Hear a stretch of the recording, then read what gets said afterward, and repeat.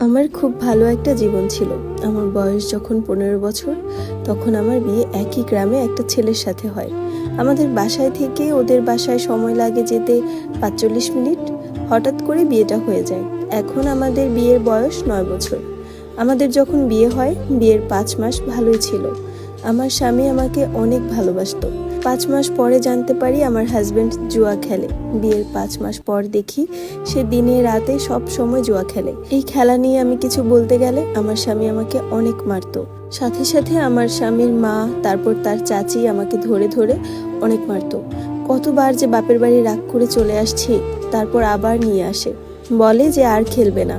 তারপর আবার কিছুদিন পর আবার খেলা শুরু করে।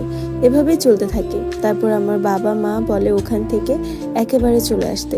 আমি আসি না, বলি বিয়ে কয়বার হয়, একবারই তো হয়, তাই না? দেখি যদি ভালো হয়ে যায়। এভাবে দেখতে দেখতে আমাদের বিয়ের বয়স যখন 5 বছর হয়, তারপর নতুন করে তারা আমাকে কথা শোনাতো আমার বাবু হয় না দেখে। অনেক মারতো আমার স্বামীর সামনে। তারপরও আমার স্বামী কখনো কিছু বলতো না তাদেরকে। তারপর আল্লাহর কাছে চাইতে চাইতে আমাদের বিয়ের 7 বছর পর আমার একটা মেয়ে হয়। আমার মেয়ে হওয়ার পর আমার মেয়েকে তারা দেখতে পারে না। আমার মেয়ের বয়স এখন 15 মাস। আমার স্বামী শুরু থেকে একদিন কাজে গেলে 7 দিন যেত না। এভাবে কষ্ট করে করে কিছু টাকা জমিয়ে নিজের রুমের জন্য কিছু জিনিস কিনি। আমার বাপের বাড়ি থেকে চাল বাজার এনে এনে খেতাম। একদিন রান্না করে 2 দিন খেতাম। এভাবেই 9 বছর হয়ে যায়। এখন দেখি সে একেবারেই কাজ করে না। বাসায় থেকে কাজের কথা বলে বের হয়ে যায়। দিনে গেলে রাতে আসে, রাতে এসে আবার মোবাইলে খেলে।